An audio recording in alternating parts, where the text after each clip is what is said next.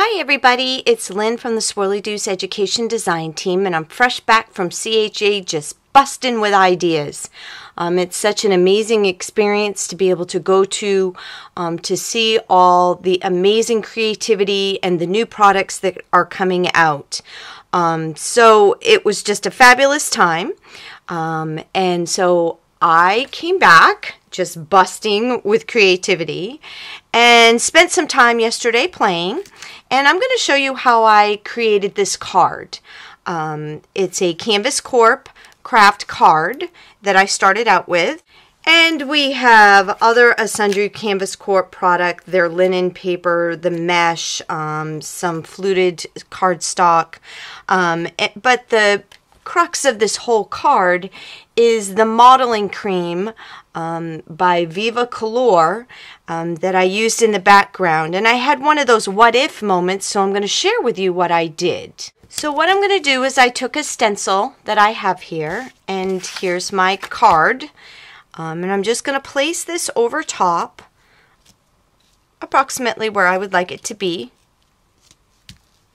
Then I'm going to take the modeling cream with my palette knife, and I'm going to scoop out some of this goodness, and I'm just going to smear it all over the face of my card with the stencil.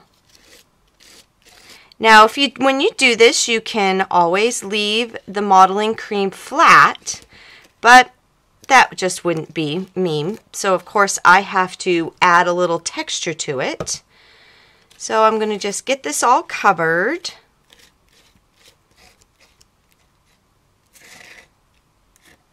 With all of this creamy goodness. And right before I'm going to take the stencil off, I'm just going to take my palette knife, and I'm just going to pat it up and down. And what that's going to do is it's just going to add some texture to the modeling cream that's on the card. And then I will carefully move that off of there. And there you have the face of your card. Isn't that just yummy? So I have my card covered with the stenciled on modeling cream, and there are some pieces that hang off the edge, so I'm just going to take my good old scraper and just run it along the edge here. Be careful you don't stick your thumb in the wet product. This modeling cream sets up pretty quickly. I did find that if you hit it with the heat tool, it loses a bit of its texture, and part of what we want with this is the texture, because I had a what if moment, and so we're going to set that aside and let it dry, and we'll work on some of the other things.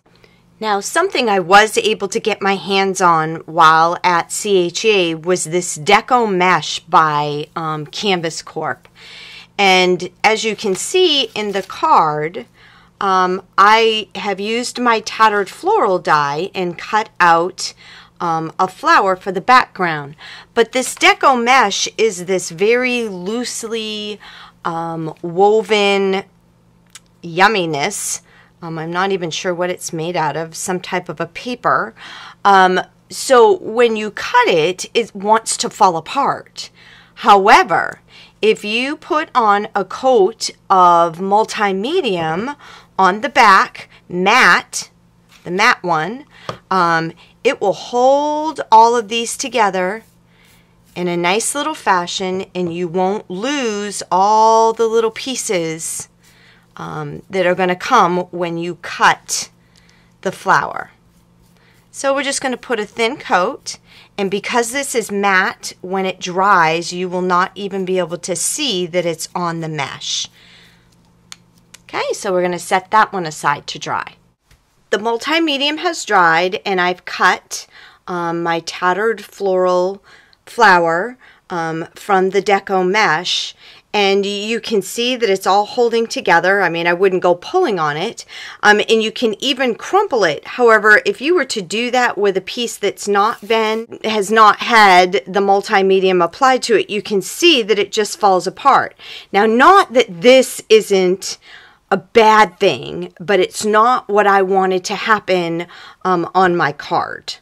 To create the flower, the fabric flower that's in the center of my deco mesh flower, I tore off a piece of linen paper, once again from Canvas Corp, and all I did was I knotted the thread, and I'm just going to run a basting stitch all the way along the bottom of this. This is a 12-inch strip, probably by 1/2 inch, 3/4 of an inch. And so we're just going to do that and pull the thread together at the end. Okay, so I have run my basting stitch all the way around the bottom, and I'm just going to pull the thread until I get my little flower where I want it to be. Fold over the edges of it, and there I've created my flower. Now, what would be a fabric flower without a little bit of color added to it? So I have some Luminart Radiant Rain color concentrate, and the color that I'm using is Jasper Red, and it's got a little dabber on the top of it. So I'm just going to take that, squeeze out some ink, run that right around the edges of my linen flower.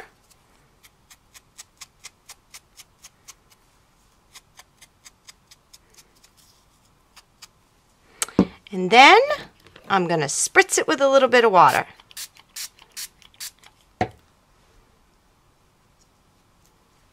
And then we'll let that dry, and there's our beautiful flower. Now, to give my fabric flower here just a little bit stronger backing, I'm just using a piece of scrap paper, and I'm going to cut out a circle.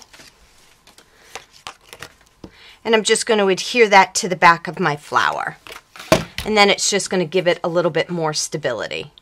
So using a pokey tool, I'm going to just poke a hole through the center of my flower, and then I'm going to put in this big old yummy Kaiser Pearl brad, and there's the center of my flower. Needs to go over just a little bit.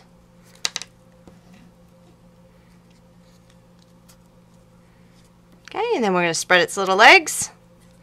And now we have part 2 of our flower made. So I used a piece of Sea Flute by Canvas Corp, which is this wonderfully corrugated type paper, and the color is chocolate. And I cut used a Sizzix die, Vine with Leaves, but this is one of those times when this is beautiful, but really it's kind of too big for what I wanted the purpose of it to be. So I'm just going to cut this up into pieces, and then I'm going to spray it with Spanish Moss Luminart Shimmering Mist so that it will have a little bit of a blue, green sparkle to it. Sure to move our card out of the way or we'll have green all over that.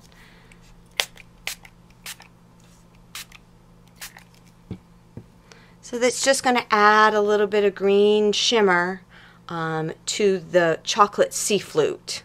So the modeling cream has dried, and really that didn't take a whole long time for that to set up. But you know, I looked at this, I loved the texture of it. But I said, now I want to ink over top of this, but as we know, Distress ink does not stick to a non-porous surface, or at least it's not supposed to. So I used crushed olive and my little ink blending tool and just floated over top of the card, and it just gives a nice color to the background. And I'm going to cover the entire card with this crushed olive, and it just gave it a nice rich color to it. But just to show you, if I take a cloth and I rub this, all of that ink is going to come off of the modeling cream. It might leave a slight residue, but for the most part, we're right back to that ivory color pearl, mother of pearl that we had in the beginning. So I said, I wonder what would happen if pulled out a piece of cardboard, pulled out a piece of trusty sandpaper, and if I sanded those high ridges that I had on my card,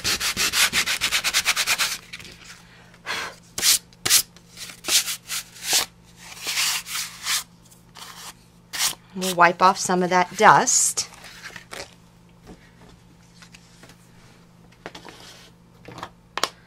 Now I'm going to use a little bit of vintage photo, and I'm going to float that over top, and look what it does. All of those places that we just sanded and exposed are now holding the ink. How much fun is that? Oh my gosh, look at this.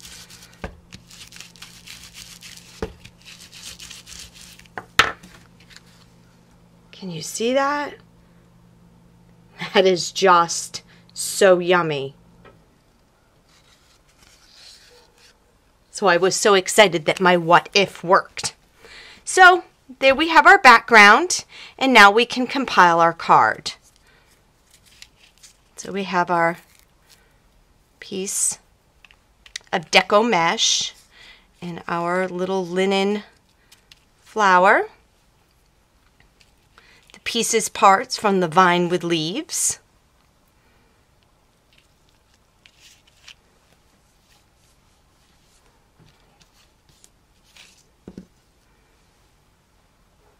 And that's a little long. We'll kind of cut that off.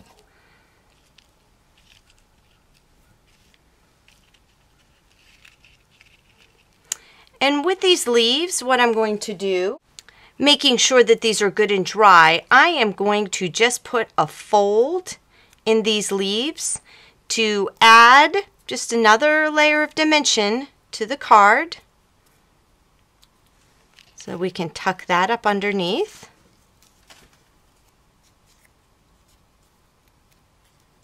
I'm just pinching them together.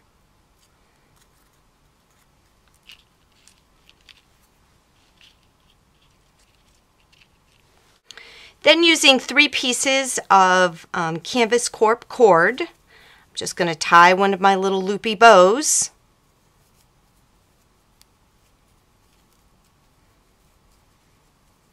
Making sure it's good and tight.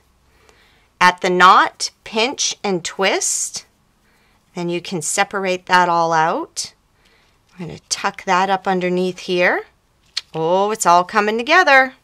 Now, if you're going to notice that this is because of the knot from the cording, we have a little bit of a slant going on. And what I like to do is just take a pop dot and kind of put that in behind there to level that out. And you might need 2. So I've just stuck the 2 pop dots together, and then that way now my flower will sit evenly on my card. So now we're going to adhere it all down to the face of the card. For the verbiage that I used on my card, all I did was just spaced out the letters.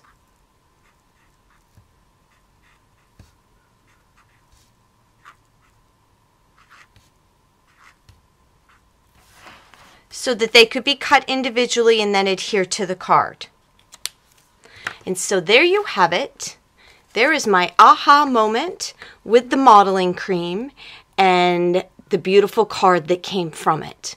I hope you've enjoyed this tutorial, and I hope that you'll have an aha moment when you get to play, and I hope you have a wonderful day.